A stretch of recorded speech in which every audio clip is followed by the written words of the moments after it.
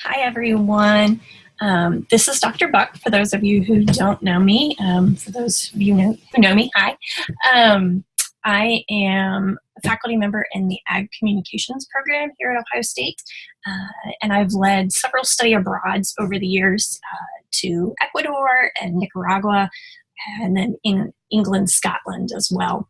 So before I get started, I just want to say how excited I am that you guys are doing this program. I think this is a really awesome addition to your degrees, and so I commend you for being some of the first students to do this. Kelly had asked me to talk to you a little bit about your e-portfolios and some of the things that you're doing in terms of how you put those online and get the best bang for your buck. So I'm going to purchase in a little different angle. I want you to think about it in terms of sort of your online brand. You know, everything you put online sort of compounds into a big document. If you think about it, when an employer goes searching for you, it's not just that e-portfolio, but it's also going to be your social media, any website you have, any media mentions, period. So I think it's important that as you're building this e-portfolio about your study abroad, you're thinking about how it also connects to some of your other entities of yourself out there on the internet. So first off, I want you to think about, how do you frame yourself online? Stepping back from just what this e-portfolio is going to be, think about how you frame yourself when it comes to your social media. What you're putting out there, like I said, is going to be found by future employers or future peers. I've been through several job searches where it's not the person hiring that's looking you up, but the people that you will be working with who are trying to figure out, what kind of person that you are. So we've all heard the what not to put on social media, what to put on social media lectures. So I'm not going to do that to you, but I want you to think about how do you frame yourself. If you were to hand your phone to someone and pull up all of your different social media, could they tell what kind of person you are by the words you use, the photos you post, the links that you add in there? Think about your values, the different things that make you you and make you unique and make you a strength for a potential employer. And that goes then to your e-portfolio. As you think about how you're going to frame this experience on that e-portfolio with the photos you choose, the topics that you talk about, what are those things that really hit home to you and make you who you are, and to talk about that. So if it was a service project that you did while you were studying abroad and you're very service-minded, that's something you don't want to leave off of your e-portfolio. That's something you don't want to talk about in the blog portion or to miss out on in photos. If it's, if for students in the AgCom program that I'm in, if it's photography is their thing, not having tons of photos would be remiss on that site. So making sure that you're framing yourself. And, like I said again, this sort of all goes into all of your social media aspects, your sort of your online brand and who you are. And it should go across all platforms. So as you move into the professional world, step back and think professionally, how are you branding yourself on these social media and sort of how do they connect? Personally, I will tell you, when I look at my social media and I look at my blog and my online portfolios, I look at who am I portraying myself as? And, for me, being a mom and a farm wife is really important on top of being a professor and a researcher. And so whether it's the photos I post coming back from study abroad trips or the links I post, they're always going to be in these realms. I'm not going to stray from that because I want the people who follow me and who find me to know that this is who I am. And I want to stay consistent with that so they know who I am online, but also who I am offline. So thinking about how you frame yourself becomes really, really important. Beyond that, part of how you frame yourself is how you frame yourself in your bio. a lot of times, whether it's our ePortfolio bio, our Instagram bio, our Snapchat bio, they all sort of come together. And we don't always really think about those and what we write in those, because as you know, when you first start these programs and you start setting up your ePortfolio, that's like, I'm just going to type in my name and a little bit about myself and move on. It's more about content. But when you think about what people find when they Google you or search you out, the bio comes up a lot of times as one of the first pages. It's also one of those things that people look at for in terms of your credibility and to learn a little bit about you. So it might not be the first thing you go looking for when you meet someone at a bar and you're trying to learn about them, but it is for an employer or a future coworker. Those are the things that they're going to go looking for. Or somebody that you might be working with internationally, they're going to look into that bio. So take some time and think about what that bio is, and don't just say don't just show us in your pictures. Tell us what you've done. What I've done or what have I done often works better than who I am. So you don't have to say I'm this, this, and this. Tell us what you've done. What kind of things are you into? What kind of projects? So as you think about this ePortfolio, what have you done, say, in Spain? You went on such and such study abroad, and while there, I worked on these projects, or I was able to explore these things. The things you highlight tell us a lot about who you are, all right?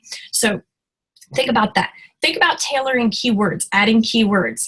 In all of my social media and online classes, we talk about keywords, because keywords are the thing that social media, Google searches, YouTube searches, everything on the internet works on keywords. So what are those words that you think somebody might be Googling that will lead them to you? All right. What are the things that are most important? And so if it's plant science, if it's animal science, if it's ecology, if it's sustainability, if it's genetics, the things, or if it's, community service, things that you've done, making sure those keywords are in that bio. Keep the language really fresh. Keep it about you, but try to avoid buzzwords. You don't want to label yourself, but you also don't want to what's the word I'm looking for? You don't want to timestamp yourself. That's not quite the right word, but you know what I mean. You don't want to put yourself in this perfect little time warp and just use buzzwords, the word that's popular at that moment, because your bio isn't always the thing that you revisit every day. So if something goes out of fashion, you don't want to necessarily have to rewrite everything because you've used certain words. The other thing is when we go looking at somebody's bio, we're looking to figure out what about them do we find interesting.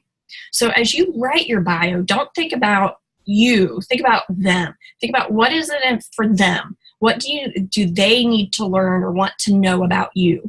So what's in it for them? All right. Not what's in it for me, but necessarily what's in it for them as they're looking at it as a portfolio. And don't be afraid to target things. Don't be afraid to use hashtags in your bios, because again, those are the things that are searched, especially in social media. But even on these ePortfolios, hashtag Ohio State, hashtag study abroad, hashtag Nicaragua, hashtag Nicaragua 2018, whatever hashtag that your group used. Putting those in there and just being personal and personable and showing who you are can go a long way. Like I said, we don't always think about that bio page on our portfolios or our social media, but those are really, really important, okay? And revisit them. If things change in your life, go back and revisit it, change it. For example, LinkedIn, I remember, I'm terrible at remembering to go back onto my LinkedIn, and a couple months ago I went in and changed my title. My title changed 6 years ago, but I forgot to change it on LinkedIn. And so when I changed it on LinkedIn and realized this, all of a sudden all my friends were like, oh, congratulations, you did great. You got a promotion, that's awesome. Well, no, I did that 6 years ago. But again, so that was bad on me and not being up to date and showing that. And so what did that show about me? It shows that I was lazy, that I wasn't keeping up with it. I wasn't detail oriented, which if you know me, I'm terrible with details. So not surprising. But you need to be revisiting that, especially as your job's changing and as your outlook and things are changing right now in your life. That becomes really, really important. I'm not looking for a job, so I'm not worrying about my LinkedIn as much. But you are, and that's really important. The other thing, I wanted to show you this, and again, political aside, when you read books on social media and bios and things online, Hillary Clinton's continues to come up as one of the prime examples. She does an amazing job or has in the past, talking about who she is in a really succinct way, in a really sort of classy, unique way that lets you know who her personality is. So whether you like her, you hate her, you love her, doesn't matter. She does a great job. This was her Twitter bio a while back, but wife, mom, lawyer, women and kid advocate, U.S. Senator, Secretary of State, author, dog owner, hair icon, pantsuit aficionado. She's got her humorous side comes out.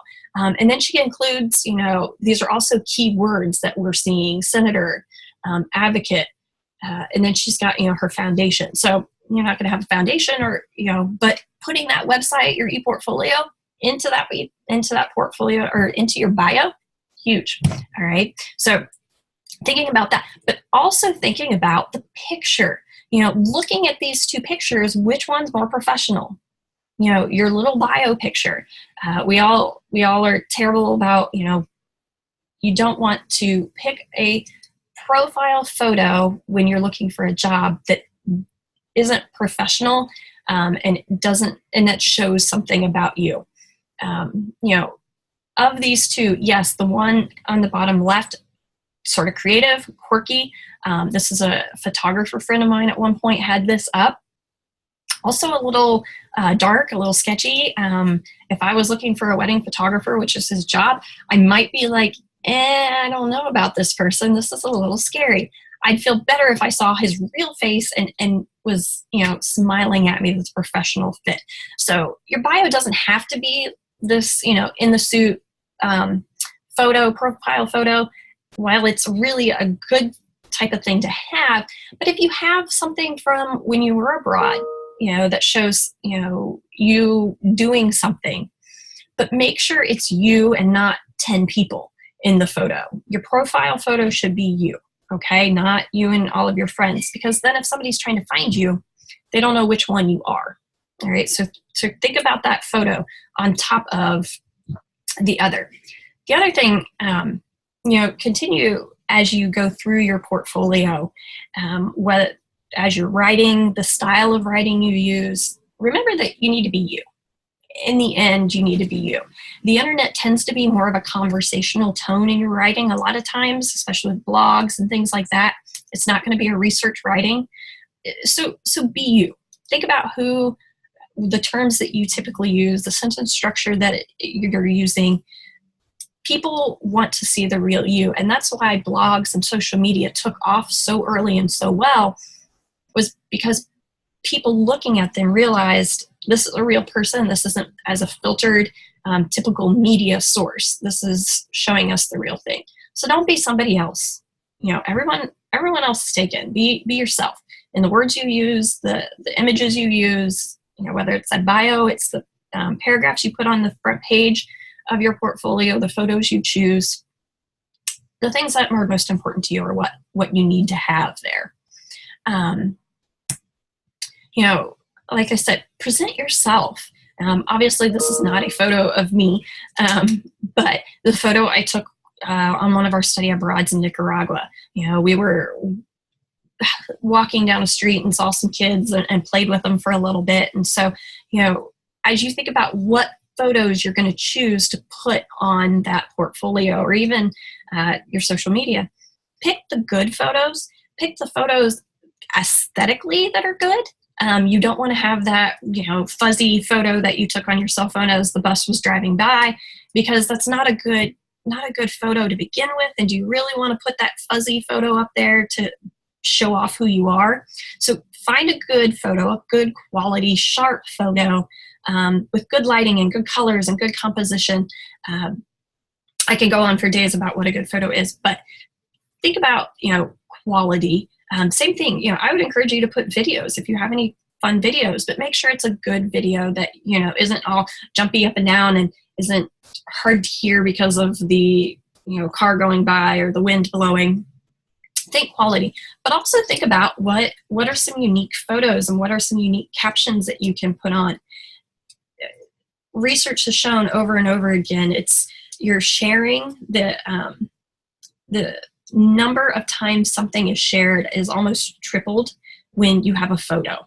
So you want to have photos up there showing your trip. Use that. Use the visual language more than the textual language as much as you can online. So find photos of your trip and use those to tell the story the best you can. But I'd be remiss if I didn't say it. Remember, you're presenting yourself, so watch what photos you put up there.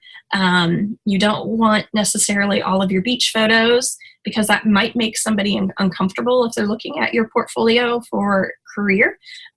Make sure it's not everybody drinking at the winery. Keep it professional, keep good photos. And this is an example of a bad fuzzy photo. I stole this off Google somewhere. And it, blew it up. And so it's really fuzzy. It's not a good quality photo on top of the fact that it shows them all in half dressed and drinking. So not professional. So keep that in mind. Other things to think about and how you get noticed. And these are some tips that I've used a lot when talking about social media posts, but it also goes in line with blog posts and portfolio pieces. Know who you're talking to. Who is this portfolio really for? And sticking to that and making sure that everything you're posting goes with that. And as you know that audience, it allows you to communicate appropriately. Maybe you don't need to put a lot of text. Maybe you can use a lot of photos and people are going to understand. Maybe people aren't going to understand what you're showing them. And so you've got to be really verbose and talking about every piece of it, using terms and words that people understand. Think about acronyms and things that maybe made sense to you while you were in Brazil, but isn't going to make sense to anybody else. So make sure that you're communicating appropriately. Make sure you're being consistent throughout everything. Like I said, thinking about who your brand is and being consistent throughout all of your social media. If I'm Googling you and I learn all about you on your ePortfolio and then I go and find you on Facebook and you look like a totally different person, personality-wise, I'm going to have some red flags go up. So be consistent about who you are. Make sure things are easy to follow and to post. Horizontal photos, great. Thinking about not making huge photos on your ePortfolio so people can share. The topics, I looked at some of your ePortfolios and some of the topics that you were writing about were great. Those would be interesting for people to share out on social media. Awesome. If somebody shares your post and your topic that you were talking about, more people are going to find you, more people might contact you for jobs or different things. So make sure that you keep interesting topics that others might find interesting and share them and make it easier for them to share them. Again, be you, be real. Don't try and fake it. Very quickly, people can figure that out because you are on multiple places on the internet. And have some fun, have some creativity with your portfolio. Make it stand out. Do some colors, do some creative headlines on things. Make it make sense, but make sure that you're showing your personality. If you're not a humorous person, don't try and be totally humorous on your ePortfolio and in your text and things. Or crazy photos. But if that's who you are, then that is huge. I've had a lot of students do great journal entries on our trips. Using some of those as some of your text on your ePortfolio might be a great way. If there was one really special day and you really captured it well in your journal, taking a clip of that and saying, this is my journal entry, or these are sample journal entries of some of the things that really stuck out to me when I was in Scotland. These were, some of the issues that really spoke to me and made me think about such and such. So thinking about some of those things and how you can get noticed and how people will share will take you a long way for sure. The other thing I wanted to, these are some tips that we use when we talk about profiles on LinkedIn, and I think it becomes just as pertinent when you think about your ePortfolio. Thinking of things, using links, if you can link to different things, if you are talking about going to the consulate, link to the consulate, all the internet and searches and all of some of the credibility sites that are out there, all work through link building, how many things go to you and how many things you have going out. And so link building is good. So if you can put links in on things you're talking about, make sure it's public. If you want people to find you, you've got to make sure it's public and that it's updated. The more you can have connections and share back and forth, the better you can be. The other thing is, this is your ePortfolio for class and you're putting a lot of time into it. Put it in your email signature. Put it on your other social media. Share it so people will find it and will look at it more than just mom and dad or grandma and grandpa or significant other. Put it out there for people to see if you're going to put all of this time into it. And this may be a little remiss because you guys are using u.osu.edu, but make sure it's personal. Use your name, your real name. Don't do HorseGirl10. Do your name because this is something that is professional. With LinkedIn, you're supposed to select the industry that you're working in, and that won't be as pertinent with your ePortfolio. But make sure that with your profile, you're talking about your skills and what you've done, all right? Creative headlines, videos. Your ePortfolio can support those. Make sure you put them in there because we are a visual society, and even more, moving visuals capture attention and people will watch. If you can, put captions on videos too, because a lot of people will watch videos at work, but will turn sound off. So anytime you can put captions on, that is awesome. And if you ever upload videos to YouTube, there's just a checkbox and you can add captions. So that's good. The other thing, internet period, bulleted lists are a great thing. When we talk about writing for the web, whether it's a website, a portfolio, a social media, little chunks of text, you're not wanting to read a thesis when you're on the internet. So list, perfect. Still use good grammar, good spelling, but bulleted lists are very important. I wanted to throw this up here for you, whether you think about your ePortfolio or not. This was something LinkedIn had done some research on, and these were sort of some of the most overused words that we hear over and over again and don't really say anything. Things like motivated, creative, passionate, driven. What does that really mean? Don't tell us your organizational or your give us these things. Show us how you are responsible. Show us how you have a track record. Show us how you do problem solving. Don't just say, I'm good at problem solving. All right. So make sure you take it to that next step. That's going to take you above the next applicant. All right. So think about that. Don't just be driven. Show me how you're driven.